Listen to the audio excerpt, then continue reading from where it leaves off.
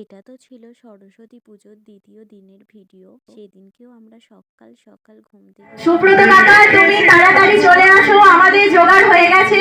আমরা আর কেউ না খেয়ে থাকতে পারছি না, মায়েরাও পাচ্ছে না, মায়েদের ওষুধ আছে, খেতে হবে।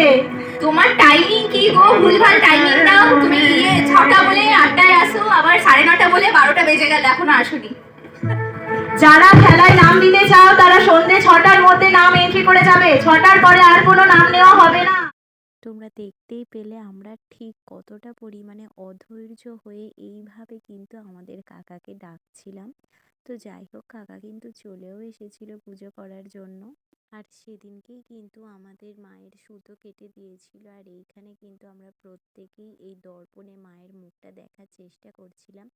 আমি তো দেখছিলামই, তার সাথে তোমাদেরকেও কিন্তু দেখিয়ে দিলাম। এই জিনিসটা নাকি দেখতে পাওয়া খুব ভালো।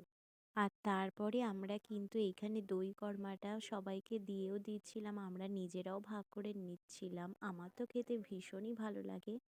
আর তারপর সেদিনকে সন্ধেবেলায় কিন্তু আমরা খেলার প্রতিযোগিতা রেখেছিলাম, বিভিন্ন ধরনের খেলা রেখেছিলাম। আর এই যে এখানে আমরাও বসে আছি সবাই।